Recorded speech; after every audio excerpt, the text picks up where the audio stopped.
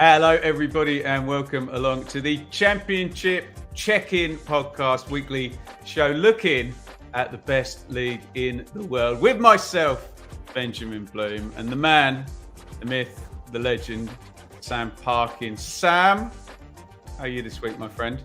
I'm good, mate. Been under it today with the little ones, various soft plays, but yeah, I'm good, mate. I'm not too bad, mate. Not too bad. I've just recovered from old Chelsea AFC Wimbledon last night, which was an emotional evening for me. Obviously, my mucker was in the away dugout. Double J, yeah, JJ, Johnny Jackson, and I happened to just bump into him. I went down to the press room to speak to a pal, a fellow journo, and there he was, Jacko, beaming after that gallant defeat. So yeah, it was a really nice evening, and completely chuffed for him as well. Hopefully, maybe one day he'll be leading a team in the old champ, eh? What about that? We shall see. Guys, get involved in the comments. We're going to be here live for an hour, probably a little bit more the way it's been going the last few weeks, especially to take your questions at the end. Make sure you've said hello. Make sure you've hit thumbs up. And if you're listening on the podcast feed, which we know, and we're very happy that a lot of you are early days in this podcast, please do give us a 5-star rating. Right, Sam, what have we got to talk about this week? Shall we have a quick little bang through the last round of results, where it was, according to our predictions as well, Birmingham 2, Plymouth 1, and amazingly, 2 for 2, we also called Cardiff 2, Sheffield Wednesday 1. That's as good as it gets. It was Coventry 0, Sunderland 0, Huddersfield 0, Norwich 4, Ipswich 3, Leeds 4, Millwall 1, Stoke 0, Preston 2, Swansea 1. It was Rotherham 1, Leicester 2, Leicester Late Show again 4 for 4. Southampton 2, QPR 1, West Brom 4, Middlesbrough 2. And if I flip the page here, you will see on Sunday it was Watford 0, Blackburn 1. You know the drill. Straight away, we are going to Parkins Pick.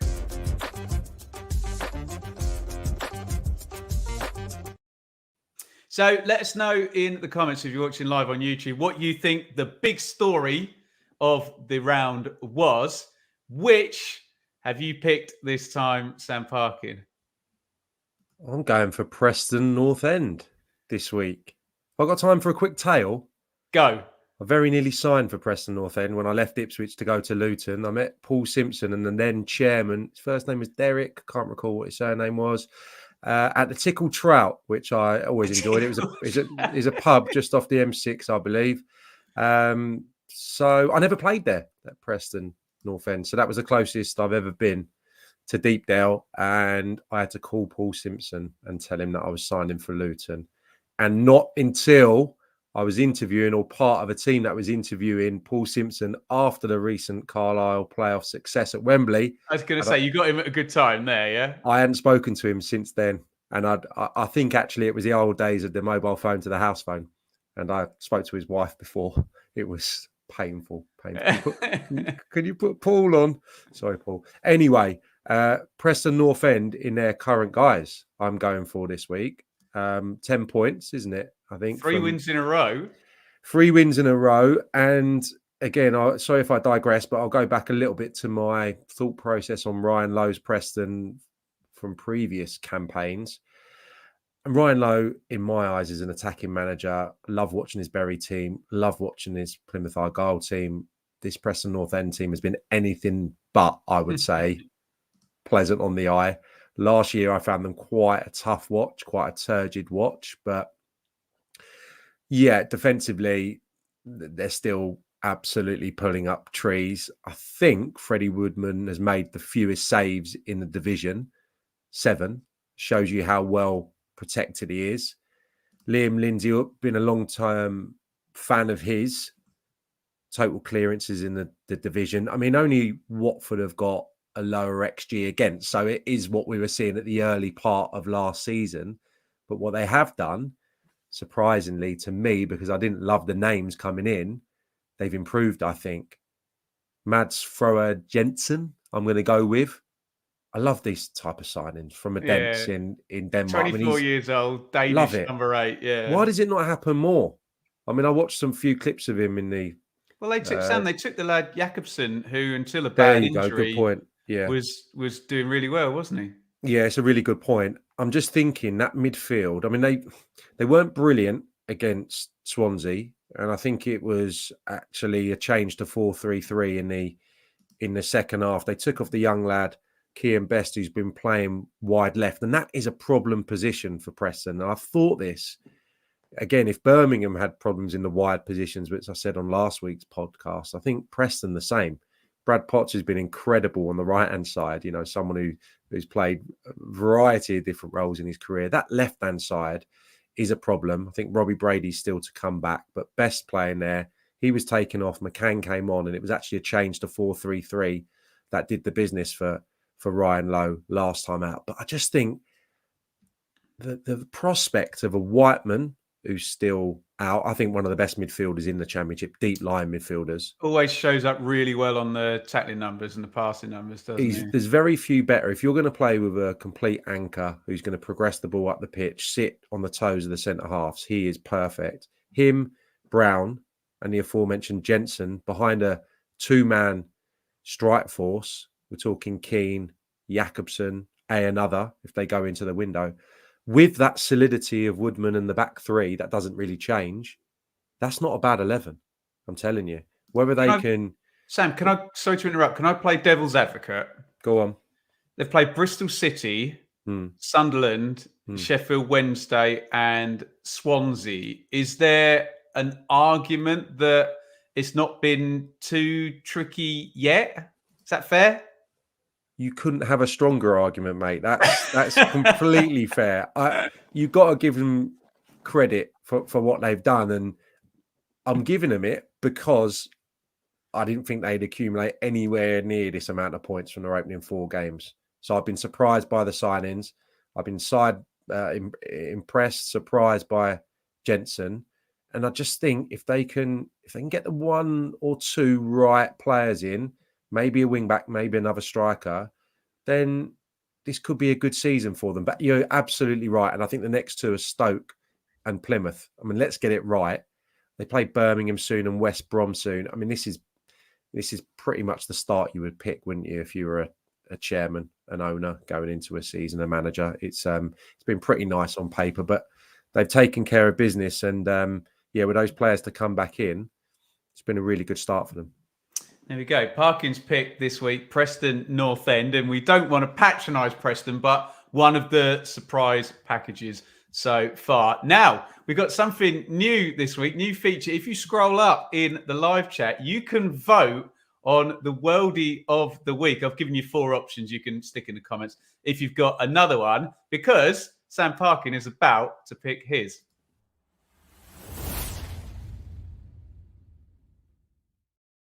So, Worldie of the week time then, Sam. The 4 options that I put in the poll, which is in the live chat now, were Jay Stansfield, Birmingham against Plymouth, Barry Bannon, Sheffield Wednesday at Cardiff, John Swift, West Brom against Middlesbrough, and Ryan Hedges, Blackburn at Watford. And the first thing you said was, where's Jorginho Ruta in there? So throw that one in there as well. But I do know what your answer is, and it is one of my 4, isn't it, Sam? What's your Worldie of the week?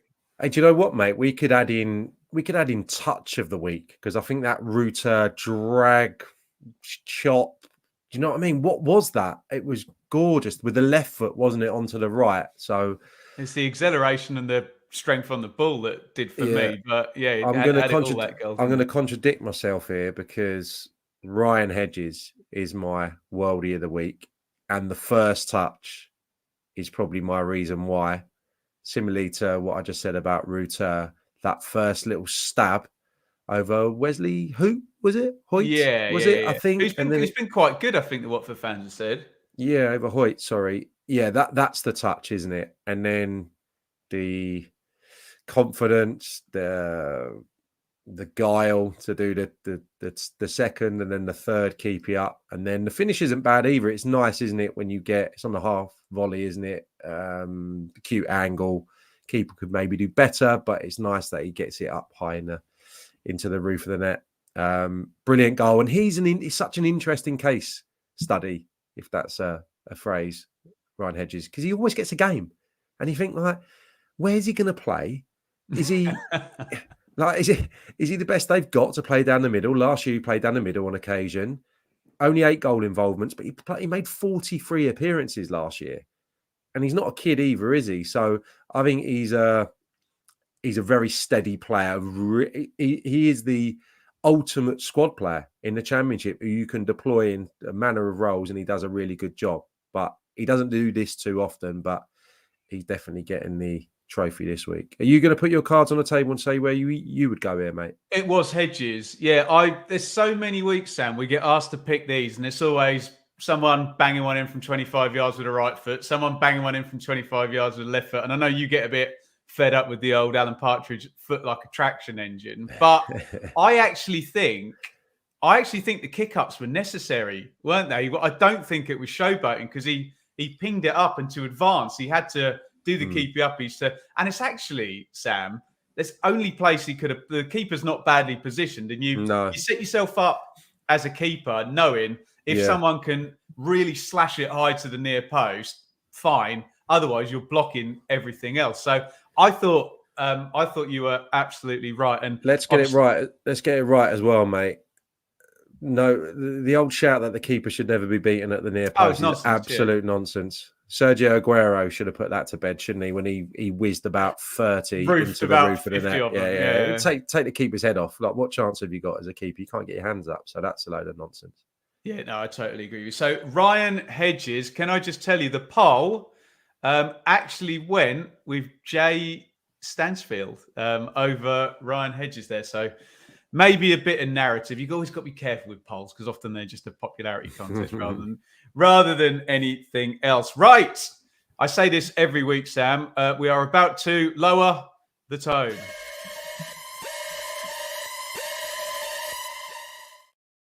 Cause for concern. Let us know yours down there in the comments. Who's got you worried? Who are you concerned about, Sam, after this latest round of games? Well, I'm going to massively caveat it in a minute, but I'm going for the old Terriers, Huddersfield Town, this week.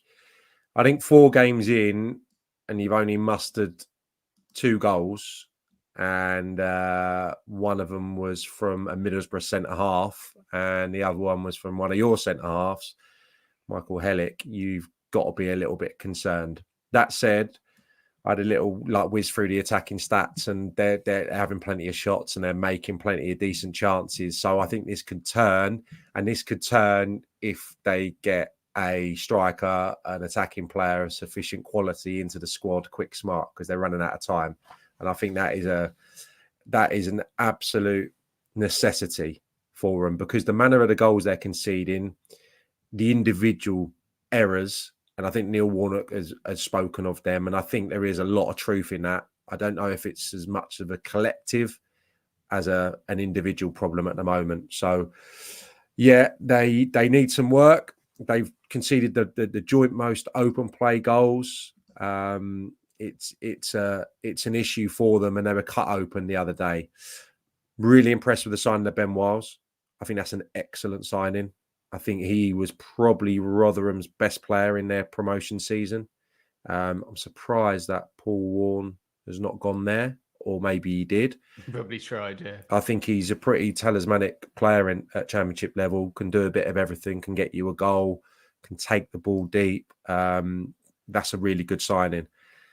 And I suppose I wanted to mention the owner as well, who came out and... Well, can I chip in there then, Go on. Sam? So, sort of 2/3 of the way through last season, I did one of my deep dive videos, the rise and fall of Huddersfield, what had gone wrong since they got to the playoff final. And it goes back a lot further than that, because Huddersfield are kind of the poster boys for what happens if you are a parachute team and that money just basically gets taken out to it basically got used in a takeover, didn't it, and paid off the old owner and plummeted straight down towards the bottom. And then miraculously, with Carlos Corberán, ended up in the playoff final. Then he got a whiff of what was about to happen. He walked, Lewis O'Brien walked, Toffolo walked. They didn't retain Colwill. Blah, blah, blah. All tailed off.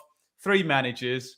And I genuinely thought if they'd have got relegated and not been taken over, real trouble. Maybe admin in League One or something awful like that. Here comes Warnock, saves everything. Owner comes in, new takeover, and you think, fantastic. Here we go. You know, I'm completely wrong to make a rise and fall video. How are we, before international break number 1, back with them being the cause for concern, given all of that has happened? Because he hasn't been back. They haven't been able to bring in enough quality. I mean, last year, I think Danny Ward, Matty Pearson, another got 5 goals for them. I mean, that's not enough, is it? They've allowed Jordan Rhodes to go, have they not? Which I understand at this stage of his career, and he wasn't, affecting games hugely last season. But yeah, they need attacking reinforcements, I would suggest. And they got Leeds to come back, and they got Kusumu to come back. So I think they'll improve, and that was my big caveat that was going to come. I think if they can do the right business, and also the opportunities that they've been created, I think 7th for shots. They've had the 4th most attempts from set pieces. Everything you'd expect from Neil Warnock's side, and maybe it's just a tinker. Last year, defensively they went man for man at times. I think they've got the option of going to a 3 again. Matty Pearson on the right. Nakayama, I think, is a player they've brought in who he scored a couple in a bounce game, in a reserve game the other day. And I think Neil Warnock's just been holding him back until he gets up to grips with the defensive diligence that he demands, obviously, of his players, especially in that back unit. But I think there could be a little change in shape just to make them solid. Firstly, get them solid, stop conceding, right? And then hopefully the attacking impetus will come if they can have a good end to the window. So I'm not overly concerned. This isn't causing me to think they may, be changing the manager and needing snookers come the new year. But yeah, I don't think you can be unconcerned when they haven't got anyone who can put the ball in the back of the net. Quick take on Owner on Twitter, going back and forth, replying to fans. Are you a fan or not a fan of that, or is it irrelevant that I bring it up? I think the ideal owner is someone that probably turns their mentions off and maybe put something on to show that he's interested and that he's across it. But I think you've got to block out the noise in an ideal world, because the way the world is now, and we're probably guilty to a degree that we're sitting here talking about it, poring over the results a few days later. So we're probably as guilty as anyone else. But I think owners have just got to back the manager. They've got to back the manager, got to block out the noise as hard as it is, because ultimately it's about ticket sales and it's about shirt sales and all those things. It's about growing the brand. But if you appoint someone, just back your man. Back your man as best as you can. And he's brave going up against old Neil, isn't he? Well, we'll see how that pans out. I think we all kind of know. But there we go. That's our cause for concern this week, Huddersfield Town. If you're watching live on YouTube, please do hit the thumbs up button. Get involved in the comments. Let us know what your mouth-watering matchup for this weekend is going to be, because we have done with our review portion of the show, and we are going to be looking ahead, and Sam is going to choose matchups. So, and I know you like this, Sam, all 12 games that we had 10 the other week, all 12 on Saturday this weekend, because we're coming up to the international break. And here are your championship fixtures. Let us know what your mouth-watering matchup is. Remember, you are allowed to acknowledge the existence of a team that you don't support in the comments. Birmingham versus Millwall. I will be there. Look out for the vlog early evening on Saturday. It's Sunderland versus Southampton, and Swansea versus Bristol City. So we've got 3 12:30 kickoffs on Saturday. It's Coventry versus Watford, Ipswich versus Cardiff. It is Leeds United versus Sheffield Wednesday, Leicester versus Hull, Middlesbrough versus QPR, Plymouth versus Blackburn, and Rotherham United versus Norwich City. Sam, what is jumping off the page for you there, my friend? I am going to go for Swansea City against Bristol City. Beautiful. Now, I always get these wrong. Is it the 7-side derby or the M4 derby, or is that the? I don't even know. You can have the M4 derby at a stretch, mate. But wouldn't 7-side be Bristol City Cardiff? I don't know. Suggest. Yeah, it's. I always say, mate, like because I've done quite a few games at Swansea, at Cardiff, the last few years, generally for Talk Sport, and you think you've cracked it when you get to Cardiff, and it's another hour. It's another hour and a bit, so it's definitely not close enough to call it a derby with Bristol City. But I'm beautiful sure part of the world, though, Sam. Yeah, the Mumbles is, by all accounts, I've never been. Actually, my friend's got a holiday home there. By all accounts, it is a beautiful part of the world, and I would imagine there'll still be a little bit of needle between the travelling Bristol City fans and the Swansea City fans. It'd be a good atmosphere. I just like the look of this because I think Swansea desperately need a win. I think the lineup last time out at Preston, wasn't it? It really lacked experience. It looked youthful. It lacked leaders, and I think the results are basically a result of that. On the bench, they've got a little bit more in terms of players that have been there and played games. Jamie Patterson came on and affected things in the week against Bournemouth, scored a good goal in the cup. He could come into the reckoning. Obviously, someone that looked like he was clearly on the way out of that club previously. I think they're short at the back. I think they need a experienced centre half, and I think they need a striker to complement what is a really good signing in Yates. I like him. Remember his days at Swindon when he played alongside a goal scorer, and he can revel in being a bit more of a creator. I know he started scoring already, but he's a bit more than that. I think he's someone who can work the channels. He's a presser.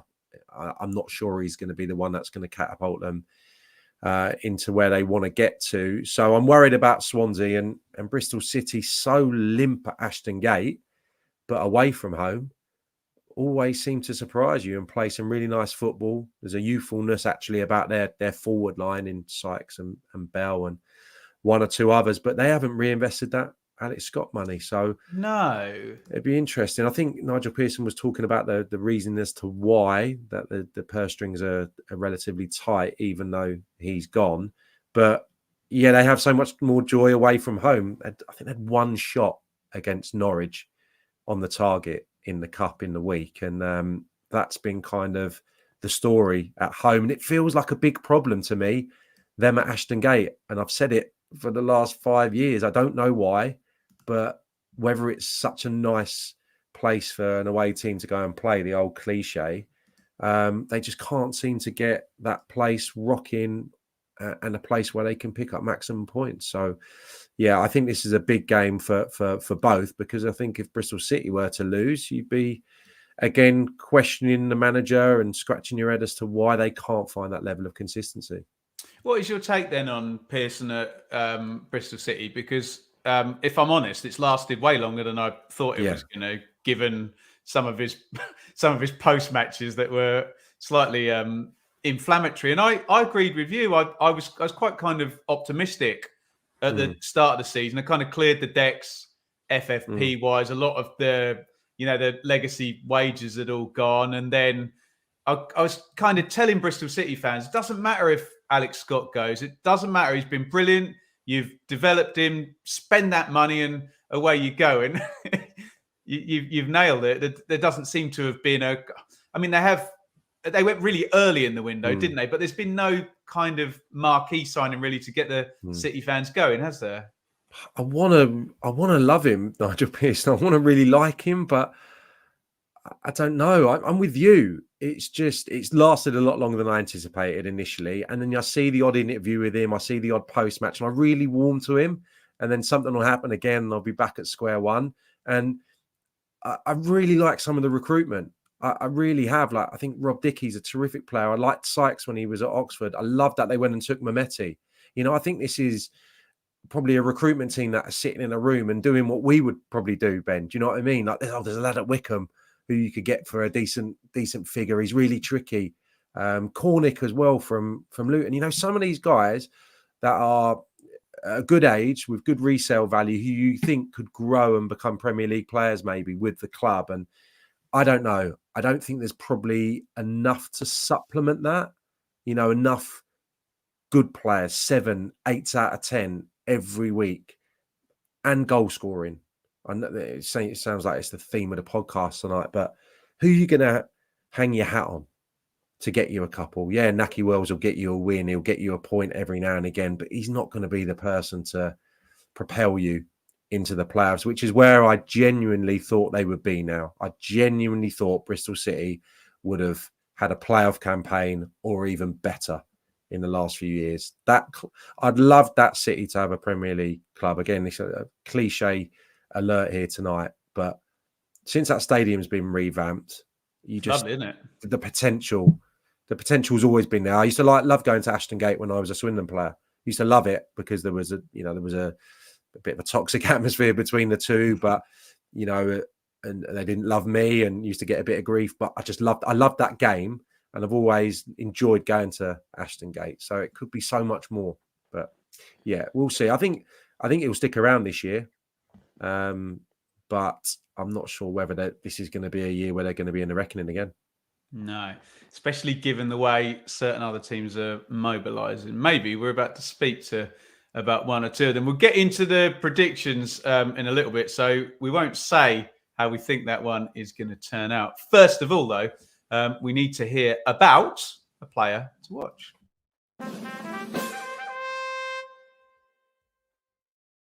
Right, before Sam gets his player to watch in, I'm so fed up of everyone putting in the comments just their favourite player from the team they support. So, this foe, which player is your team coming up against this week that you might be worried about to try and just broaden the horizons here? Sam, great shout last week on the Sam Ammo, who actually started, didn't he? Yeah.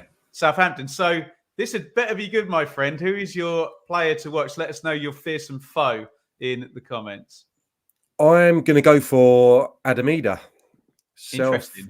Ida, am I right with that? Sorry, I didn't double check that. Yeah. Norwich are actually very good with that. They give you a little, I'm sure you've been there, they give you a little sheet, don't they, with all the favoured pronunciations. I don't have it in front of me, so yeah. They do, and it's a nice little press room there on the corner, isn't it, when you go in? And then you normally get something quite simplistic, but very tasty. Commentators get a much better view than the written press, I have to say, though. You're probably up the top, aren't you? No, I'm not actually. It's the bottom tier. It's quite low down right back against the boxes or whatever are there, but you always get something quite nice and tasty there. And Adamida, then? Why? Yeah, Adamida, just simply... is he going to walk straight into the shoes of Josh Sargent, who I tipped up as the top scorer last week? That's not the kiss of death. Not a good injury. Let me rephrase that. Didn't look good. A bit of a freak, I have to say, because he jumps to head the ball in. The keeper goes, and obviously in midair, then knocks him, and he lands really badly, doesn't he? Yeah. So. That is the ultimate kiss of death, considering the problems I had with my ankles. I've done him a right kipper there after I tipped him up. But yeah, Adamida, he seems to have definitely, I think I'm okay to say, 100% split the fan base previously. I think last season I used to read a hell of a lot about him not being up to it. We need someone else. He's never going to be right. I think.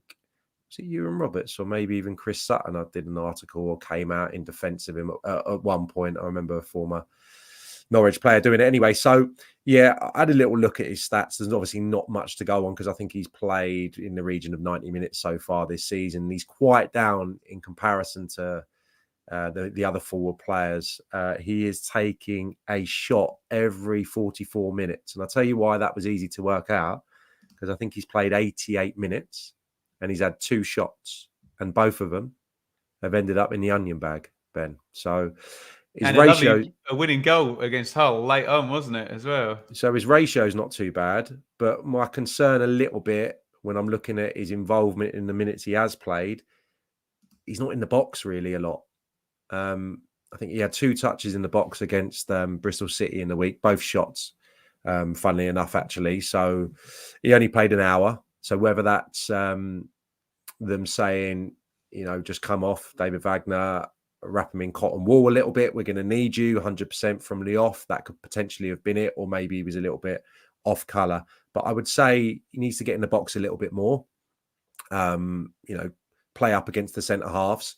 Well, then the whole point with having Barnes is he's going to punch the holes if you can get close to him, right? That's fair. That's a good point. And maybe Eder is the type of player who can roam a little bit, given that he supplied that beautiful assist for Jonathan Rowe at Huddersfield. So he's assisted. Jonathan Rowe, dearie me. Yeah, he's assisted and scored, old Eder. So it'd be good to see him get a run. And do you know what? I love the finish at Huddersfield. That doesn't look like an unnatural goal scorer or someone who's not going to be able to get you a return. That was a beautiful slot.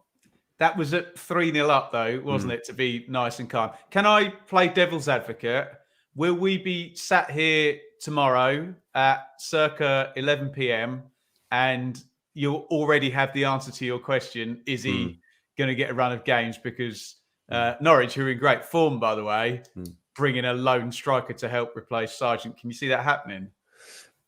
Tom Cannon, is it not, the one that's been talked about for big money? Well, and I didn't get there in the Preston chat. I mean, sorry, Preston fans, but I mean, to be done with Archer and now Cannon in subsequent seasons is like a tough one for them, like really tough. But it still works, my player to watch, because Eder, you would think, will be in there at the weekend at Rotherham.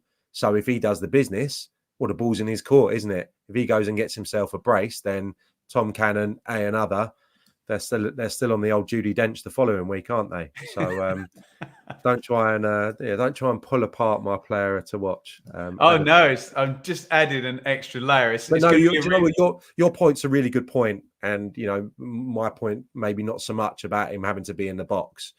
I still want my striker to have more than 2 touches in the box, and I still want him to have more than one shot every 48 minutes or 44 minutes. But if Ashley Barnes is doing the backing in, then maybe Eder is going to be roaming a little bit and have a bit more freedom. So well done, mate. You done me there. There you go. Player to watch then, Adam Eder, this week and going forward. Can he pick up the baton from the excellent Josh Sargent? Right, everybody. Sam's favourite part of the show. Here come the predictions.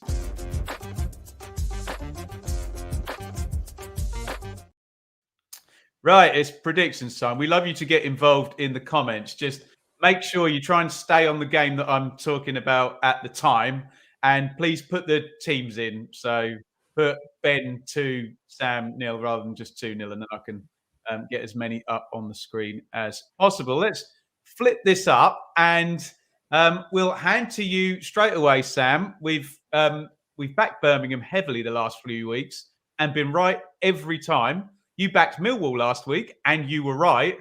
Birmingham versus Millwall, Sam. What say you? I think Millwall will get something. This is, just me sucking up now to Gary Rowett, wasn't it? After they had my cause for concern or my meltdown or whatever it was last week. I think they'll get something. And it was good to see from afar, those wing backs that I talked about being the problematic area, those 2 in tandem who I think could be the answer, Norton Cuffy and Joe Bryan, and getting the front players in the team, getting Bradshaw and Nisbet out there. I think, yes, we're all excited about Birmingham. It's going to come crashing down this weekend. 1-2. Wow. He's gone away win. Goodness me. Sunderland against Southampton, Ben. Well, this has picked up a bit more steam now because we're expecting sometime between now and 11 p.m. Ross Stewart to sign for Southampton from Sunderland. I know he wouldn't have featured. So I'm signing that, either way, because he's been injured. Well, looking at his goal record, it's interesting, isn't it? Leeds have kind of gone for the guarantee in Pirro, and Stewart's almost the same, isn't he? Known quantity. Look, hell of a journey, isn't it, for Southampton up there? We've kind of peddled this narrative, Sam, that maybe Leicester and Southampton, maybe their results are better than their performances, and we expect them to hit full gear following the international break, maybe late September, October time, but they're still winning games. I wonder if I might go for a scoring draw in this one, Sam, and let's go fun straight away. We'll go Desmond, Sunderland 2, Southampton 2, and as fate would have it, your mouthwatering matchup has fallen to you, Sam. Swansea versus Bristol City. Yeah, and just following on from what I said, I'm just going to suggest that this is going to be another weekend where Bristol City just let me down. Bristol City, when I think they're at least got that rhythm away from home. Swansea are toiling a little bit. Is this must win? It's must not lose, is it not, for Swansea? A duffer, yeah, I reckon, yeah. I mean, otherwise, you've had a few winnable games. You've had an opportunity to get up and running in the cup, which they failed to do so. I think Swansea win this. I'm not going to pretend to know how, but I think Swansea are going to win this by the odd goal, 2-1. What about Stoke they battered Rotherham in the week, didn't they? Stoke against Preston, that's the Alex Neil derby, isn't it? Stoke v Preston. Where is that? You jumped down about 10 then, Sam. Oh, sorry, I must be going off something else. So you would want Coventry against Watford, sorry. Coventry and Watford. They both screwed me last week, didn't they? Coventry and Watford. Coventry look like they've got the back end sorted out and defensively they're fine, but haven't quite got the juices going in Gyökeres, and I know I have to mention Hammer's absence. And Watford are doing that trick of coming up with kind of good data, but not really winning. So I wonder if that might continue. Let's go for a nice tight one. We will say, always back Coventry. I keep getting Coventry wrong. This is the last week I'm going to do it, Sam. I'm going to back Coventry again. I'm going to say defence wins it. Coventry 1, Watford 0. And I've just noticed I don't have to do Ipswich. Unbelievable scenes. Sam, Ipswich versus Cardiff. Yeah, I fancy Ipswich to produce something akin to what they did against Stoke a few weeks ago. I think we could be having another gaffer waxing lyrical about the Tractor Boys. They're going to be up there. They're the best team we've played, so on and so forth. I'll go for a thumping, even though Cardiff's strength at the moment seems to be in those front players. I will go for a thumping 3-0 Ipswich. I like that a lot, Sam. Right. This is a big game, isn't it? Eh? When was the last time this was played? Leeds United against Sheffield Wednesday, Ben. Leeds Sheffield Wednesday would have been in the COVID season as Leeds were getting promoted and Wednesday were getting happened in the same year, didn't it? 2020. I must admit, I went all the way up to Wednesday for a game against Leeds, and it was really boring. It was 0-0. Stick it in the comments if there was, but was there a absolute worldie in that game at Hillsborough? Sheffield Wednesday have just had about Adam Reach. Did Adam Reach get one of them against Leeds? Yeah, did he smash some kind of volley? And someone will let us know in the the chat. Sheffield Wednesday just were scoring worldies, weren't they, for about 2 seasons? So this is one of these ones where it seems far too obvious to be true, doesn't it? Where Wednesday suck at the moment, don't they? Just haven't got going at all, lost all their games. And I was present and correct to see Leeds' new look frontline play well for probably 25% of the game. I didn't envisage that happening. You called it. I was like 4 goals. You're just too pessimistic. You know what I mean? Because it was your team, and then it just played out, didn't it? Exactly. Well, Leeds since have signed Jed Spence, haven't they, as well? And Gruev, who's going to be another body in central midfield, I think, along with Ampadu and Gray. So there's this idea Leeds are really going to now get going. Obviously, loads of Leeds fans are telling me, the most Leeds thing in the world would be to lose this 1-0 or something. But I'm heavily on Leeds for this one, Sam. So I am going to go. Am I going to go a 3 or a 4? Let's be nice. Let's go. Leeds' defence was horrible, though. So I think Wednesday can score. So I'll go 3-1. I'll catch up on the comments in a second. And I'm going to pass on Leicester versus Hull. It's going to be 2-1 with a goal in the 84th minute, Sam. I think I might lie here and pretend I didn't have that written down. Yeah, I'm going to do exactly that. I'm scoring out what I had.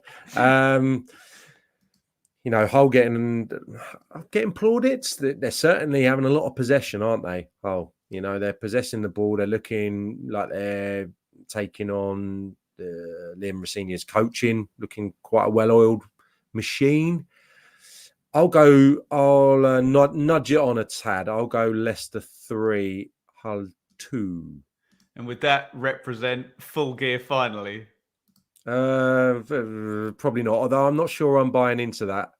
Oh, I am a little bit. I remember my final year at Exeter and we won the first few games like 1-0, 2-1, and everyone nationally was getting really carried away. Oh, look at the signings they've made. And then, yeah, it ain't sustainable when you're hanging on for dear life the last few minutes. So we'll see. We'll see what the window does in the last few hours to Leicester. Right, Middlesbrough against my mob, QPR. Middlesbrough, QPR desperately both need to win. I think QPR can score against Borough.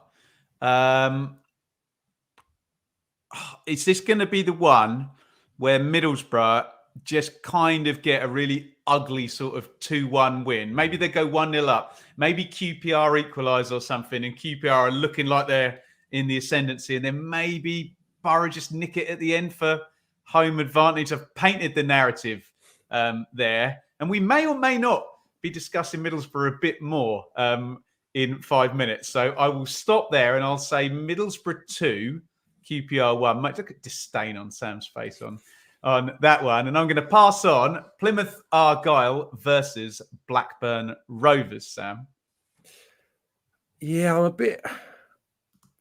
a bit emotionally involved, obviously, with Plymouth because I like the manager and his assistant. I was down there recently and I had a hell of a day. I really enjoyed it. That's a proper club. I've got cliche bingo tonight, but I did really enjoy it. But I'm a bit worried about this little run they're on. They haven't won since opening day, if memory serves me right, and turned over by Palace after being in a leading position the other day. So I'm a bit concerned about them. I know they'll probably want to get a striker as well, maybe do one or two bits. I think it could. This is my phrase that I've coined over the first few weeks of this podcast. It's going to get worse before it gets I love this. better. And I think considering Blackburn have tonked Harrogate, was it? 8-0? Yeah. I think this will just be quite tight. And I think it'll be another illustration of just how difficult the championship is. You know, Blackburn have got some good players. Plymouth will score 2-1 to Blackburn. And I'm expecting, Sam, this lad Bloxham to be on our radars, who got rave reviews, the young guy, last night as well, very soon. Absolutely, my friend. Right. Rotherham United against Norwich City. It feels like we've had that game already this season, but we haven't, according to this. Doesn't it? We have not. Rotherham have signed Sam Nombe from Exeter. That I am right, Exeter, isn't it? That front line's completely been broken up. Stansfield Brown and Nombe last season. Look, we've been very high on Norwich. They've probably been our big surprise.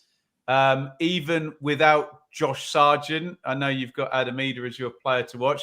I think Norwich are going to win again, which would be a fourth win from the first 5. I think maybe they've, in terms of capacity and where they could get to, might be the best performing team in the first 5 games, being as I think some other teams might have headroom to develop and trend up. So I'll go for Rotherham can always score, can't they? I'll go for 2-1 to Norwich, and I'm passing on. There you go. You wanted to do this one 5 minutes ago, Sam. Stoke versus Preston, the Alex Neil derby. I'll steal that from you. Yeah, I think it'll maybe be a similar type game to which they played out against Watford recently. So they've shown they're capable of the grind and getting their noses in front and seeing it out. And I'll go for the same again. I know it's not been as rip-roaring, as seamless as the first couple of games of the season, but I fancy Stoke to get back to winning ways, but not in the fashion that they thumped Rotherham. Preston, incredibly diligent defensively again this season. It is just basically the first couple of months of the last campaign playing out once more defensively. 1-0 Stoke City, I'm going to go for. So, West Bromwich Albion against Huddersfield to finish us off. West Brom Huddersfield feels really kind of late 90s championship classic, doesn't it? So I'm making West Brom favourites more on the basis of Huddersfield. But again, as we're going to discuss, don't know whether West Brom truly hammered Middlesbrough last week, or maybe Borough were the architects of their own downfall. Don't think there's going to be much in it. I think it's good. I think Warnock and Corberon could be a bit cagey, Sam. So dare I do this? 0-0. I didn't have one last week, so I'm gonna throw in a double clean sheet and Warnock to escape with a point. There you go. Those are our predictions for this week, and I've hinted at this a couple of times. Now we're going to go to our meltdown moment.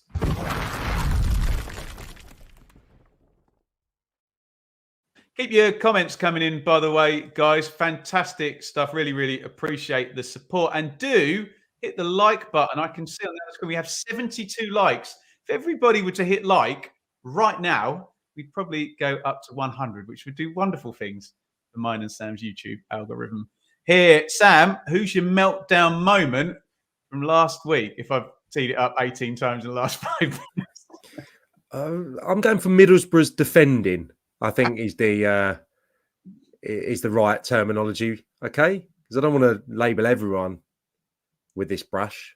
No, and can I just get your take then, as an ex-pro, on this type of fallibility that doesn't feel like it's technically led or tactically led, but feels completely, I'm going to say soft in the head, that's not fair, soft in terms of the goals. And every type of bad goal you could get, one from a long throw in, one from a horrible back pass, one from just not tracking a runner and going through. And then just to cap it off at the end, they're in the game 3-2. You hear the announcer read the stoppage time and the goal goes straight in. You kind of feel that's a lack of concentration as well. How is this psychological fragility manifesting itself? Why does that happen? Am I right about that? What's your take? I think there's a lot of ingredients, isn't there, to maybe what's happened here and how it can happen. You can have off days, you can have individual errors, but you can also probably have a mindset previously or a situation where your front players were getting you out of trouble, and they haven't got that now. So it's a finer margin, if you like. So I think that's probably a part of it. I think they're short as well. I think they miss a bit of defensive solidity in the middle of the pitch. Johnny Howson has probably been that previously. I'm going to say Lewis O'Brien. That must help massively, mustn't it? Those legs. Is that over the line today? Yeah, loan. That's perfect. That's perfect. That's a problem. And I think Barlasser and Hackney, two terrific players. Barlasser, one of the best deliverer of football at the level. Hackney was sublime last season. He was sublime last week, mate. He was your goal of the week. But yeah, I think they need a defensively minded midfield player in there. So that's great. Maybe another dominant centre half as well. I say dominant, a better centre half. I think another centre half who can play as well. So the full package, they're hard to find. And I thought it was interesting that Michael Carrick actually played, give or take, the same back four. I know McNair came in for Tommy Smith in the week and they changed the goalkeeper, but it was pretty much the same four. We just whizzed through the goals. You touched on the one where Howson thought he was pushed. The second one, players backing off. John Swift. John Swift, of all the players in the Championship who's capable of doing that, get on him. Because he can't... If you get tight with John Swift, he'll move it on. He's not going to get away from you if you get tight to him. You know, he'll play 1 and 2 touch, but don't allow him that space. So, that was really poor. The third was Engel, the new left back, was pretty good by all accounts, and he's looked sharp. And I think the Middlesbrough fans are going to be really optimistic about him and the centre forward, who got a brilliant goal, I thought.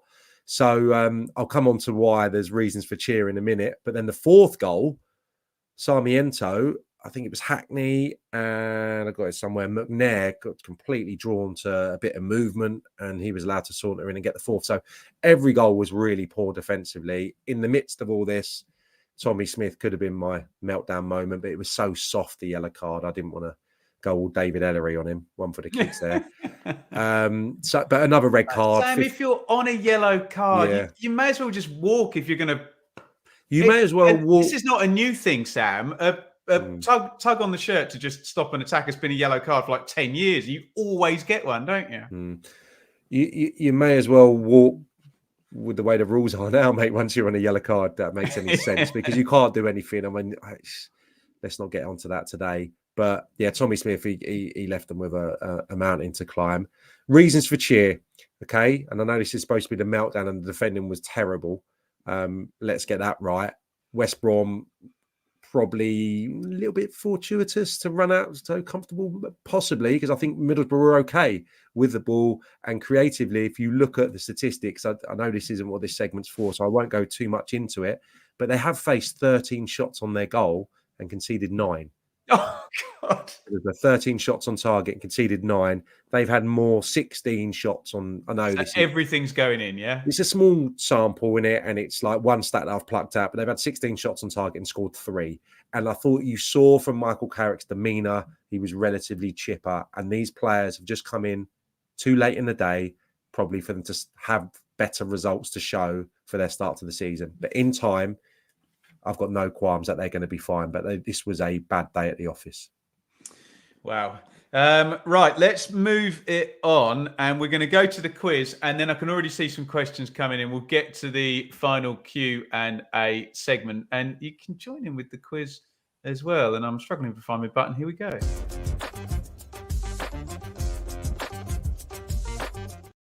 After all that, I pressed the wrong button as well. Do you know what? Just for the sake...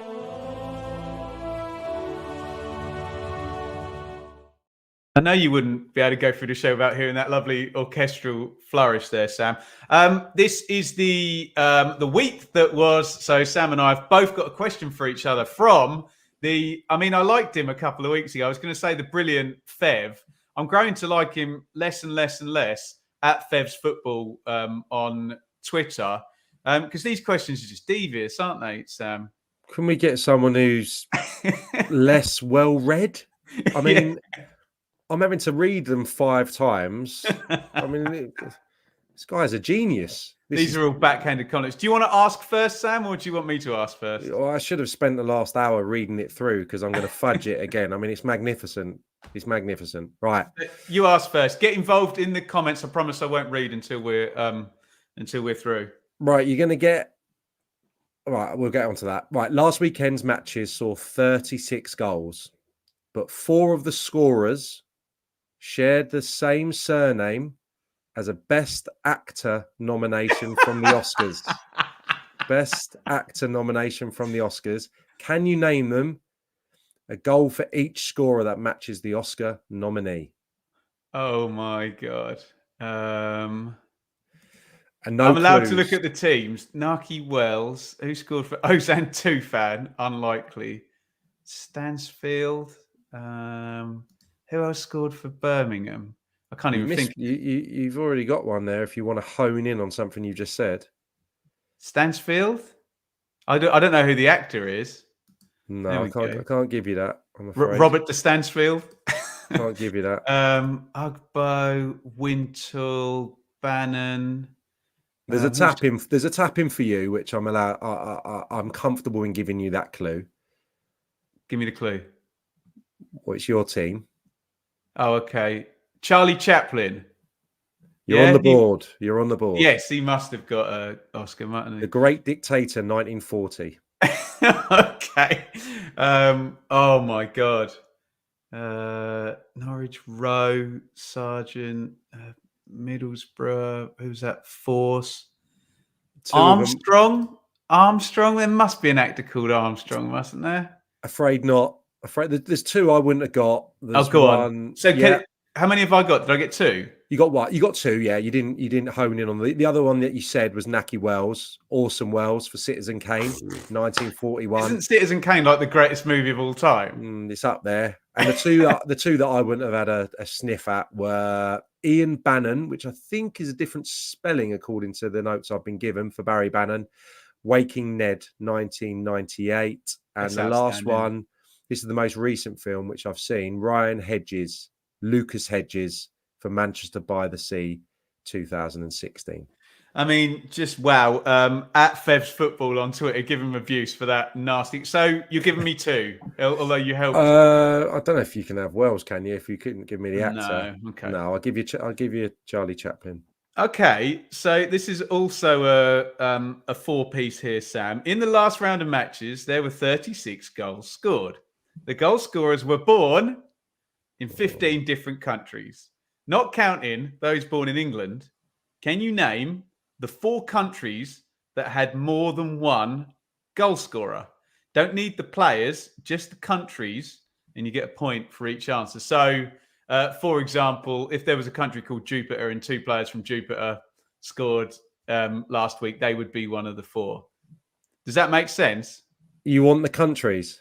I want the 4 countries. So you got 4 guesses, yeah? Yeah. Outside of the UK, did you say? You can pick UK countries. Okay, perfect. I'll have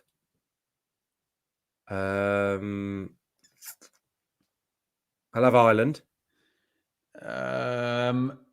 That's a no. I'll have Scotland. Yes, Scotland. Ryan Hardy, Barry Bannon, Kevin Nisbet. How many have I got to get? You've got to get 4, but you've already had a couple of guesses. No idea. Where is... Can I say, Dean Ashton used to chant the name of this country at the desk at ITV. Is it USA? Yeah, every time Josh Sargent scored. So, yeah, Josh Sargent and Dwayne Holmes, 2 for USA. Oh, this is really embarrassing. I don't know where any of the Leeds goal scorers are from, but I'm going to go... If you did know, you would be on the right track. I'm going to go... Oh, where's he from? He's Italian. It can't be Dutch. Holland. No. Oh. But Jorginho Ruta is French, and so is Cedric Kipre, who would have been your other one. And you missed... You've won, by the way. You missed Wales, Hedges, Broadhead, and Hughes as well. Hughes from Preston. Yeah. Right. Countries we've won: Ireland, Italy, Holland, which you said, Colombia, Nigeria, Spain, Ivory Coast, Turkey. That must be 2 fan. Finland, that must be 4. I don't know who the Bermudan is. There you go. There is this week's quiz. Let us know how you went in the chat with that one. Thank you to Fev. At Fev's Football, you've got to give him some kind of stick for that. Right, guys, Q&A time. Get your questions in right now.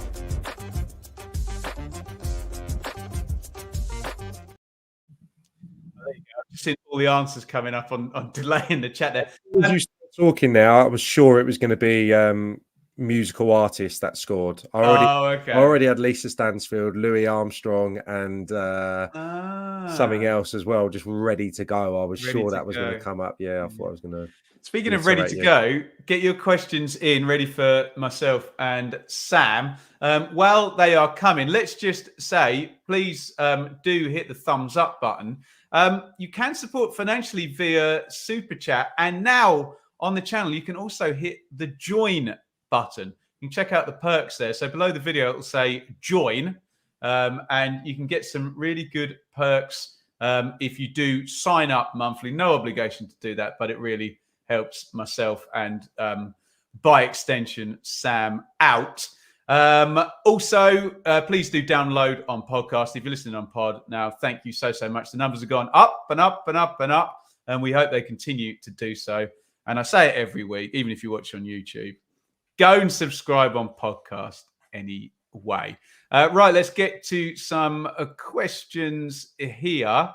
I will take this. James, what was the Leeds front four like in the flesh? Pretty thrilling. Sinistera's acceleration for the last goal was quite something.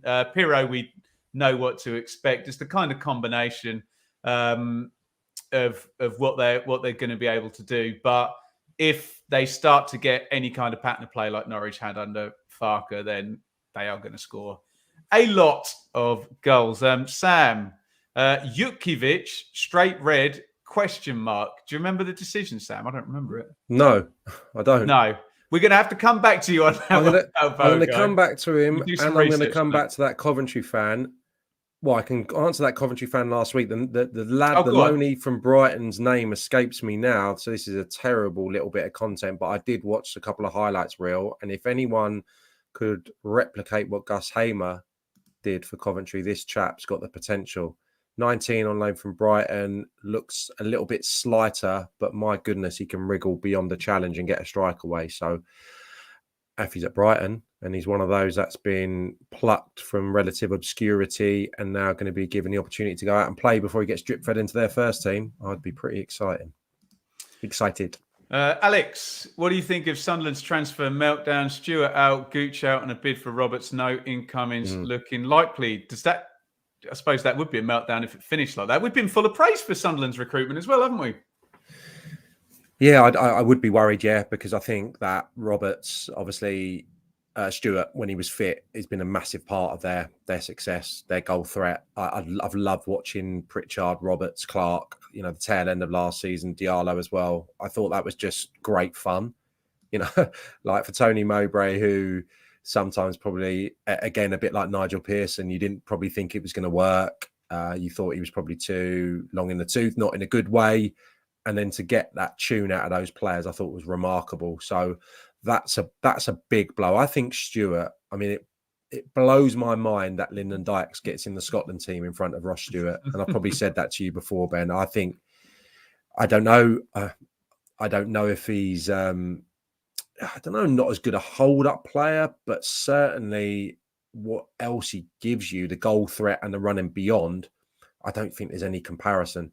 I think that's a brilliant, brilliant signing for Southampton.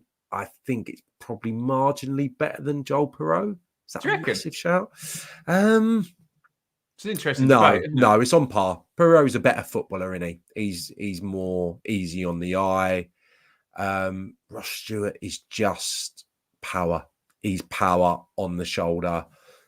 Good age. You know what I mean? So they're equally good signings. I couldn't really split them. I'll take this one. Do you think Kiefer Moore will go to Cardiff?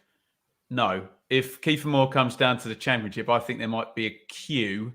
And I think when we see some of these deals going through, for example, someone like Sunderland's going to have some money and a striker to fill, I think there might be a few sides ahead. Doesn't he just automatically go to a parachute club? Or I have him maybe just a level below. I know he went into Bournemouth, but that's why I'm just thinking he's probably just got that power, that maybe move again, maybe. I'm not gonna force Sam to do that one because he knows these people. Who will be the first manager sacked? I won't answer, Mark, but what I'll say is the first manager to go will probably not be sacked. I don't think. I think you might get a mutual consent or a walker this season before somebody sacked. Thoughts on Birmingham transfer window now has just signed Emmanuel Au. We'll work out the pronunciation on that. What we will do, and we're going to take your ideas for what to do on the show next week. We could do a whole. I'll certainly do one on the channel here, looking at transfer business. So, let me roll this one on to you, Sam. Alan, will Norwich struggle if they don't get a Sargent replacement? How hard will it be for him to recover from torn ankle ligaments? Yeah, I mean, if you can go and get Cannon, if that's a viable option, if that's a realistic proposition, I know it's sounding like big money. It's amazing how players can, this era, this day and age, command that type of fee after half a season or whatever it was. It's just astonishing. But fair play to Everton if that's what they're asking. He had such a great involvement back in the last season. So, yeah, given everything I said today, is he going to be the man to lead them? Probably not. They'll probably look to strengthen there. So, yeah, I think if they could go and get someone of his ilk, then that would propel them into, certainly a team that could have the legs to go the distance. Dave on the super chat, thank you so much. £5 on there. Have I recovered from Sunday? I was Dave's guest at a wrestling event at Wembley Stadium on Sunday night, which was great fun. I was a bit trepidatious about my long distance view of the AEW wrestling, but I very, very much enjoyed it, and I have indeed recovered. Sam, if QPR keep chair, hopes of staying up boosted? ? Yeah, and I was going to jump in when you were talking about QPR because they can't keep playing well and getting the plaudits. Yeah, well, getting the backing of the manager, and it's going to be all right. This is going to turn. They can't keep playing like that and not getting some points on the board. So I fear they might get something. I think they might get something at Middlesbrough. I think they'll score up there. I think they could get a draw, which would be a decent return from a place that would have put the fear of God into me a few weeks ago, even though Middlesbrough are toiling a little bit. Yeah, I mean, I loved Eze a few years ago. Probably since I retired, one of the players that I have absolutely loved watching. And I think Chair and Willock, when those two have been in tandem and those two have been in form, have been nearly as good. I know they're a duo as opposed to Eze's remarkable wizardry. But yeah, I really like those two. And Chair played for Gareth at Wickham, didn't he? So they'll know each other. They'll have a relationship. It'll be difficult to keep hold of him if a club that could pay bigger money, a better opportunity of challenging in the division. Stevenage where Chair went? I think. Might have been. Eze went to Wickham, didn't he? I thought they both did a little. Did they? I could be wrong about that. I thought they both. I just don't want you to get battered in the comments. No, I thought they both did a little turn, but maybe you might be right. But yeah, I really like him, and he seems to have the fuel for the fight, if that's a term. Willock, whatever's gone on there, I'm not sure. But those two, for me, still, as we sit here today, if they could get them back fit and firing, would hold the key, definitely. Again, these ones, Louis, who's won the transfer window, we'll have a look at that on maybe Monday or Tuesday when all the dust has settled and we can have a real look at the ledgers either side. JC, another one on the Birmingham sign is Cody Drammer. I'll kind of twist JC's question there, but is he going to head to Luton, or is a Championship club going to get him? I'm not sure. That was bonkers, Sam. He came on. This is in the wake of what happened at Portman Road, yeah? Not just that. It just doesn't seem to. And obviously, Leeds have now taken Jed Spence at right back, which puts him third choice, doesn't it? But he's good at Cardiff, wasn't he? Good at, obviously got promoted with Luton, so you'd think he'd be a shoo-in for. And Ethan Laird got hurt, didn't he, for Birmingham? So there's a hole there, isn't there?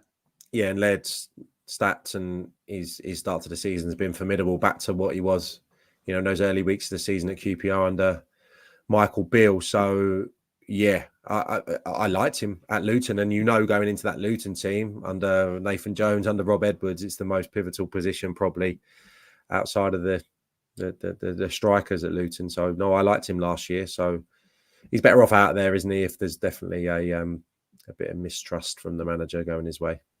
I'll take this one. How many £10 million plus players will be signed by the deadline in the Championship? If you mean on deadline day, surely the majority of those deals have been done now. So it would only be, if it was tomorrow, maybe 1, 2 at max in that big 8-figure. I can't believe we even say that. Sam, would you ever consider, or did you ever consider going into management?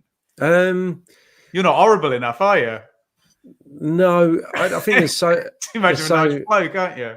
So many different things happened, in the aftermath of my playing career. I needed a break, I think, first and foremost, from the day-to-day stuff. It's the same life that I'd had since I was 16, an amazing life, but the repetitive nature of it, the traveling, it's the same life, when you've got a family, traveling around, having to move at the drop of a hat. So I needed a break from the day-to-day stuff. And then it was just so happened that I had an eye on the media world when I was still playing. I did some co-commentaries my last year. And then that first year I stopped, I really threw myself into some stuff at the BBC and learnt the ropes, and was in at Chelsea TV doing some co-commentaries. And, a year, 2, 3 years into it, I think, I've committed to learning this new industry, this new world, a new career, had good contacts by that stage. And I just thought to rewind, even though I'd done my badges and got into coaching, it's another 3 years, probably taking the under 12s, the under 13s, if you're lucky. You've got to be very fortunate, I think, to get a first team role, whether that be an assistant manager, first team coach, a manager, having not done the 10 years of hard graft, which I've now done in the media world. So listen, there are exceptions. If you've got a mate who goes in at a club and he says, "You're my man, come in with me," then you get lucky, you've struck gold. But I think the reality is, for all us ex-players, to become a manager, to become a coach at a good level, it's a 10, 15-year process. And I'm already 10 years into the media stuff, which I love. Would I ever be tempted if a mate of mine phoned me up and said, "I want you to come and do a different role at a club"? I'd probably have the conversation, but I don't think it would be on the training pitch. It would probably be something to do with in my eyes, maybe the recruitment, the analysis, the scouting, that type of thing. Beautiful. Were you surprised Jake Cooper signed a new deal given Leeds Rangers' interest? Is there a bit something with Cooper that and I really love the player, so I don't want to think I'm having a pop at it, but that real big, tough, kind of slow centre back, is that less desired now by the higher teams in the Championship? They want a split centre back who can run and pass and all of that stuff, and maybe Cooper's more of a, and I really like the player. I'm not, I'm not having to put more head it kick it centre back. Yeah, I do as well. I would question if he could go to a team knocking on the door of the Premier League.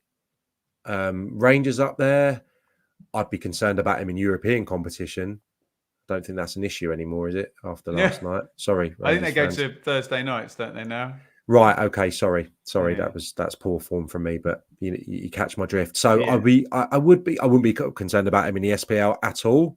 With all respect, having played up there, he's such a fundamental part of Millwall. I mean, the last year, I don't know if they're still doing it because I've not been over to the Den yet this year, but he starts in a centre forwards position from goal kicks and he runs into the box and they hit him. Tremendous. And I think the first time I saw it, the opposition nearly scored on the counter-attack because he was up playing the old Steve Morrison role. So, and every corner kick, every throw, he's been such a source of goals for them from his assist. He wins every first contact, doesn't he? And then it's whether they can gamble and get on the second ball. So he is so pivotal to them. But to answer the question, I was a bit mouth open when I saw the statement, because if he had serious options, serious offers to double, treble, whatever his dough at this stage of his career, some chat from Gary Rowett to make him stay, or whatever the reasons are behind it. So I was incredibly surprised. But given what I just said, thank goodness for the Millwall supporters, and fair play to him if he's found the home that he absolutely loves. Sometimes that's more important, isn't it? Yeah, and I always think, I mean, you've got obviously 10 times better insight than a normal fan, but you never know what's going on in a player's life, do you? Whether could just have a lovely house and wife and kids might just have started nursery school or whatever, and it just and it might not be that much of a bump in dough. Yeah. Wherever he's talking, whoever he's talking to, opposite end of the country. You don't know. Millwall might have a go at it the next few years. I said last week what I think they require to become a team that could be knocking on the door of a realistic promotion push. So we'll see. Right, we'll do a few more, Sam. I'm going to take this one. Ben, which team do you think make the most signings on transfer day? Can I forecast a Neil Warnock wheeler dealer, like 6 players go to Huddersfield tomorrow? That might be fun. I genuinely don't know, but tomorrow is going to be absolutely mad, and I've given up on deadline day trying to keep up. I'll just wait for it, because even if you try and keep up, Sam, they're the people who get the deal memorandum in get an extension anyway, and it goes past, and you get announcements the next morning anyway, don't you? I think I'm working on Luton West Ham tomorrow night, so I won't be cross it. I've tended to the last few years dip in, 8, 9 o'clock, have a look. You need the half an hour, don't you, to see the ticker, to see what's been done, and then dip in the following morning or just after midnight and just 10 minutes, everything that's done, rather than, the will he, won't he shenanigans that seems to get played out over 5 hours and the same thing repeated. So, I think there's going to be a lot of business, isn't there? I think Huddersfield's a good shout because Neil Warnock, he said in his presser today or whatever that he's been in for about 5 lads who have all notched last weekend or made a goal last weekend. So he's watching the goals come in and reading the reports, and all his lads that are on his shortlist are all starring for someone else. So they must have the funds and the means to go and do a bit of business anyway. This will be a fun one because you might have actually been on the pitch to see these. Question for both. Best player you've seen play live. Can I give you a few, Sam, of mine? And then I don't know whether yours are going to have been seen from actually on the pitch. I saw Paolo Maldini play for Italy against England in 1997. Zola scored. Italy won 1-0. Just imperious, perfect hair as well. Always helps. I saw the day Ipswich got relegated from the Premier League, Roy Keane absolutely couldn't get near him, take the mick, just ran the entire game, went through his two boots. Two guy for Blackburn, just ridiculous passing. And Paolo Di Canio when Ipswich were in the. I know you'll know a lot about him from Swindon, Sam, but I've never seen 6 players from one team have to go towards the ball to get marked. In the Championship in recent years, Mitrovic, Buendia, Grealish, Pablo Hernandez, probably. What are you saying, Sam? Fun one to finish with. I'll give 3 shouts, just the things that came into my mind there. The best I've ever seen was Messi at Tottenham, Wembley. 4-2, I think it was, Champions League. I wouldn't say he was at his height, maybe just after that, but still, oh my goodness.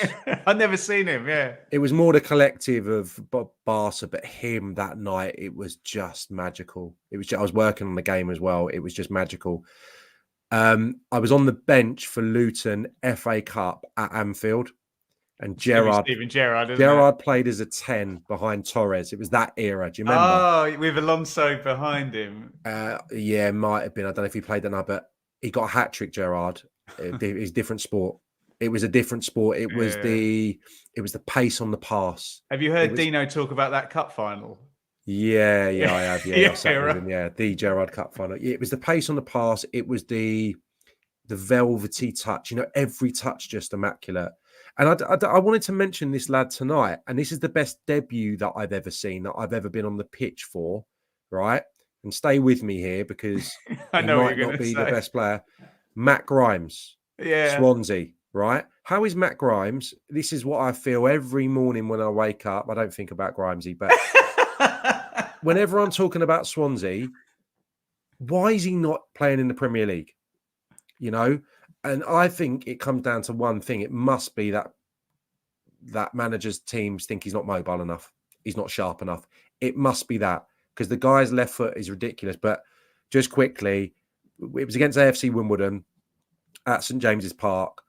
He was 17, maybe 16. You were playing, were you? I was playing for Exeter, and he played 1-2s with Matt Oakley for the entire game. It was just, he must have had 700 touches. I wish we had Opta back then. It was just incredible. And he was a confident little so-and-so. Do you know what I mean? He was one of them that I tried to kick in training all the time, but I just couldn't get close to him because I was coming towards the end. So he had that arrogance about him as well. He knew he was good.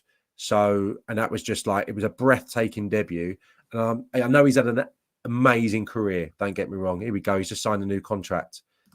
Someone's saying down there. Yeah, it blows my mind. And he obviously played a couple of games, didn't he, under Gary Monk? I remember him. Did he assist or score up at St James's Park? I think very early on in his Swansea career.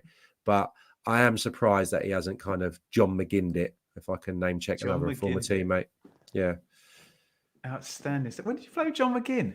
St Mirren. No way. How old was he? So he would have come and joined us probably about 17, 18. Wow. And it was the year we won the League Cup up at St Mirren, and he played against Wanyama and Scott Brown in the final. Nasty. And he absolutely ran the game. So, wow. Yeah, I mean, we knew already by that point because he'd come over, the worst boots you've ever seen. Looks like he's been dragged backwards through a hedge, and he was the best player every day by a mile. And brilliant character. But yeah, super. What a signing, by the way, like £2 million or something Villa paid for him, didn't they? Yeah, from Hibs, wasn't it? Yeah, it looked like it was a done deal with Celtic because he's a Celtic fan. His granddad was the chairman, something or other. So it's big Celtic family. So they always thought that he'd end up there. And Villa took him, much to most amusement north of the border. And he's turned into one of the better midfielders in the Premier League from the British Isles. There you go. Brilliant stuff. Sorry, we got a bit carried away on the Q&A there. I was rather enjoying Sam's insights from his careers. Thank you lot, for all the questions. Thank you for supporting the Championship Check-In podcast. That's some absolutely brilliant feedback. What you're saying. If you've got any ideas for us, if you've any ideas on the format, do tweet me or Sam. And also, we're going to have a bit of spare time on next week's show, given we're into international break there. There's no round of games to preview. So if you want to give us any ideas there, please do hit like in the stream before you go. Remember, you can now hit join as well if you want to support on YouTube. Sam, where are you at the weekend? Oh, I'm just in the studio tomorrow night for the Old Hatters and back at Stamford Bridge on Saturday against Forest. And then I've got a couple of Southampton games coming up on the horizon. I think Southampton Leeds, Southampton someone else. So, I've got a busy September actually. So I'm going to be out and about. Amazing stuff. Guys, get involved. Obviously, comments after the fact. Go and subscribe on your podcast feed. And we will see you next week on Thursday for another episode of the Championship Check-In. Say goodbye, Sam. Thanks for watching and well done, Ben. Tremendous hosting. See you, mate. Oh, wow.